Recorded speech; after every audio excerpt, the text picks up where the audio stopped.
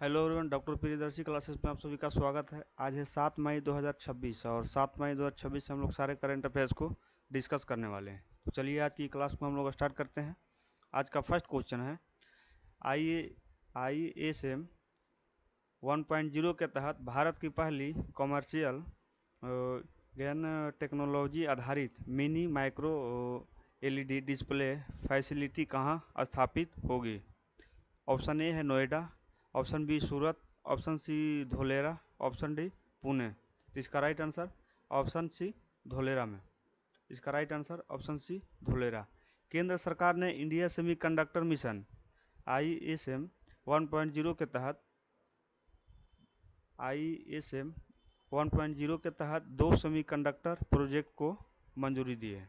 इसमें crystal matrix limited द्वारा गुजरात के धोलेरा में भारत की पहली कमर्शियल गैन गैलियम नाइट्रेट आधारित mini micro LED display manufacturing facility स्थापित की जाएगी।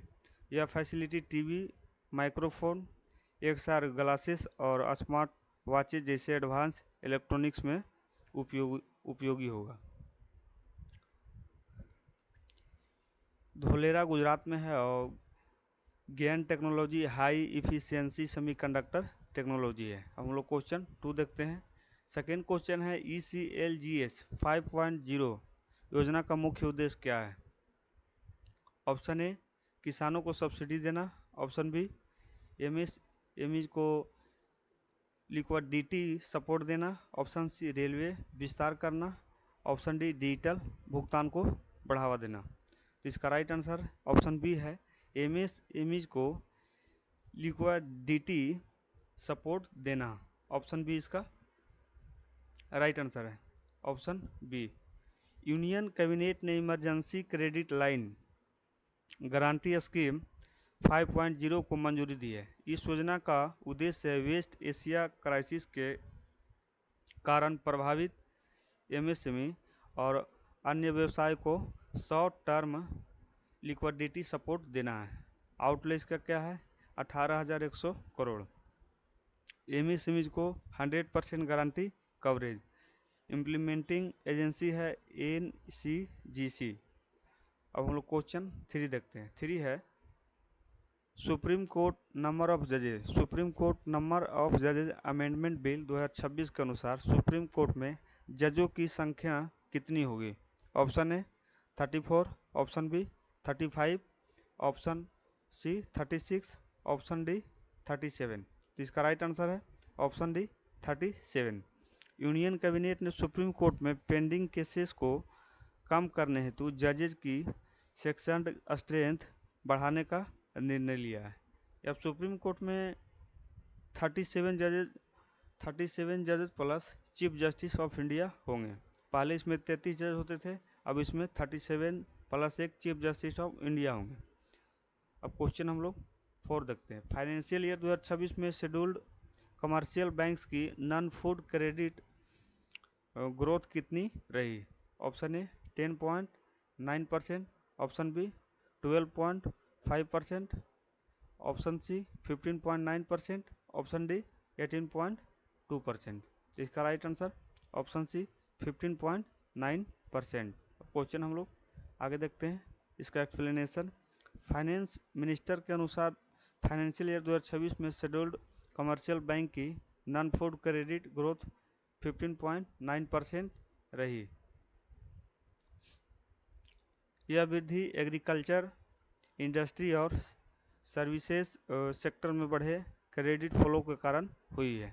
सेक्टर वाइज ग्रोथ क्या है। एग्रीकल्चर में है 15.7%, इंडस्ट्री में है 15% और सर्विसेज में है 19%। अब क्वेश्चन हम लोग 5 देखते हैं। 5 है DPIIT ने चाइना लिंक्ड FDI प्रपोजल के क्लियरेंस के लिए कितने दिनों की समय सीमा तय की गई है। ऑप्शन ए 30 दिन, ऑप्शन बी 45 दिन, ऑप्शन सी 60 दिन, ऑप्शन डी 90 दिन। इसका राइट आंसर ऑप्शन सी 60 दिन।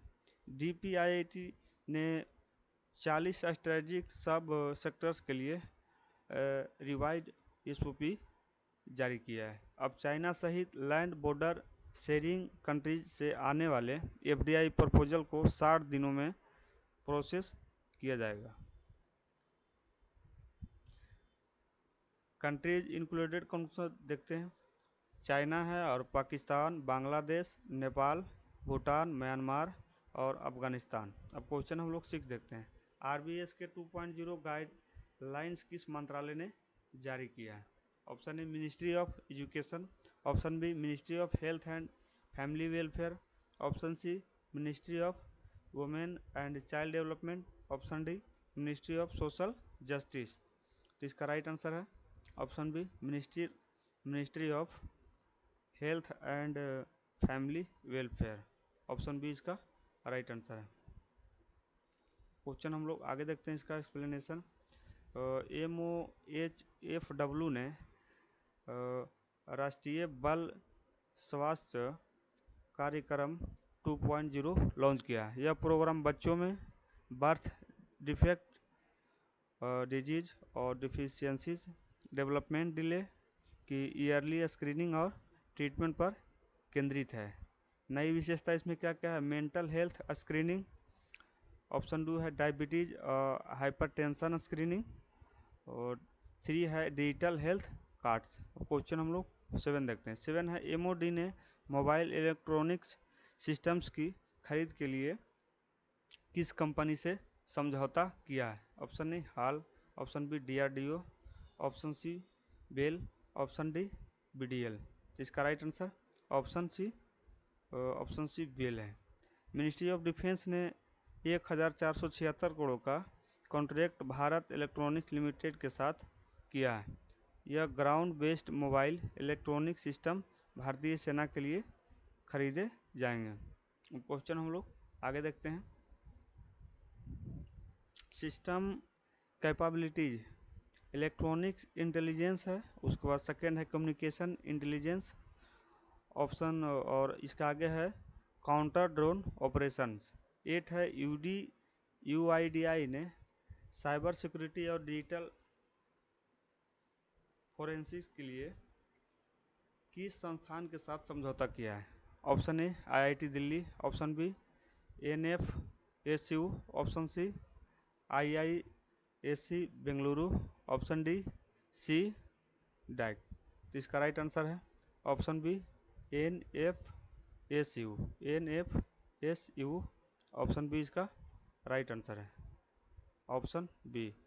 UIDI और नेशनल फोरेंसिक साइंसेज यूनिवर्सिटी ने 5 वर्ष का समझौता किया है।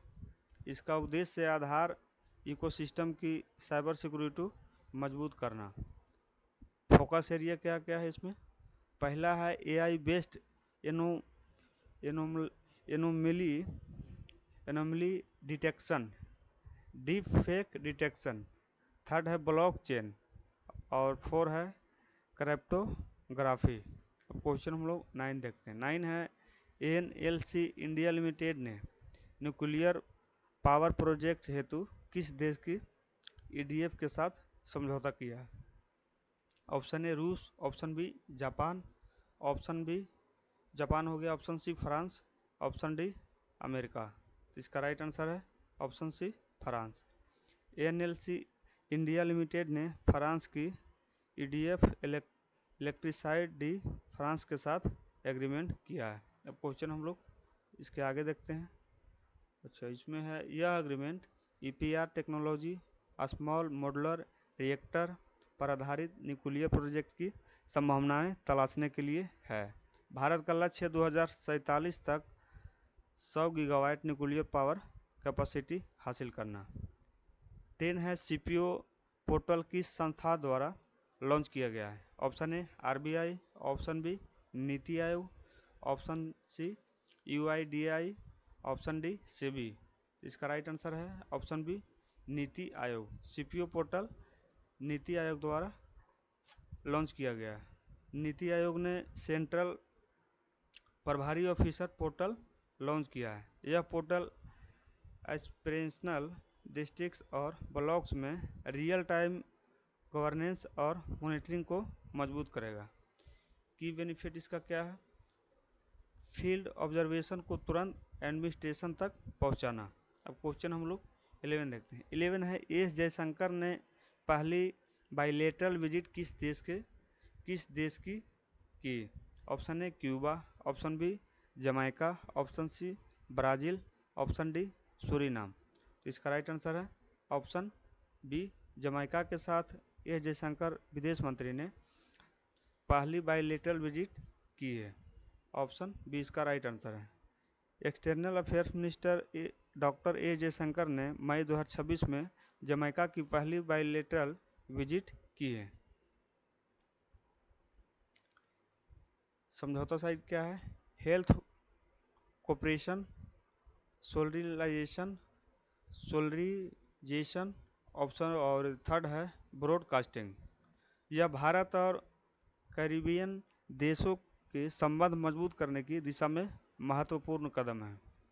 12 है, IOM वर्ल्ड माइग्रेशन रिपोर्ट 2026 के अनुसार सबसे अधिक रिमिटेंस प्राप्त करने वाला देश कौन रहा है? ऑप्शन ए चीन, option B Mexico, option C Bharat, option D Philippines. इसका right answer option A Bharat. IOM report 2026 के अनुसार भारत ने 2024 में USD $137 बिलियन से अधिक रिमिटेंस प्राप्त किया है। टॉप कंट्रीज इसमें कौन कौन सा है? फर्स्ट में है इंडिया, सेकेंड है मैक्सिको, और थर्ड है फिलीपींस, और 4 है फ्रांस, 5 में है पाकिस्तान। तो अब 13 देखते हैं। जियो पेमेंट बैंक ने किस फिनटेक प्लेटफॉर्म के साथ साझेदारी की है? Option A Paytm, option B Razorpay, और सी है इजी पे, ऑप्शन डी है फ़ोन पे। तो इसका right answer option C easy pay. Easy pay इसका राइट आंसर है। जियो पेमेंट्स बैंक ने इजी पे के साथ पार्टनरशिप की ताकि रूरल और सेमी अर्बन क्षेत्रों में बैंकिंग सर्विसेज पहुंचाई जा सके। आधार इनेबल्ड पेमेंट सिस्टम, और सेकेंड है कैश विड्रॉवल, और थर्ड है कैश डिपॉजिट, फोर्थ है UPI कैश विड्रॉवल। अब क्वेश्चन हम लोग 14 international day of the midwife 2026 की थीम क्या है? Option A safe motherhood, option B है 1 मिलियन मोर मिडवाइफ्स, थर्ड है मिडवाइफ फॉर फ्यूचर, और डी में है हेल्दी मदर्स हेल्दी नेशन। इसका राइट आंसर ऑप्शन बी है 1 million more midwife. International day of the midwife हर वर्ष 5 मई को मनाया जाता है। इसका उद्देश्य है मैटरनल और न्यूबॉर्न हेल्थ केयर में मिडवाइफ्स की भूमिका को सम्मान देना।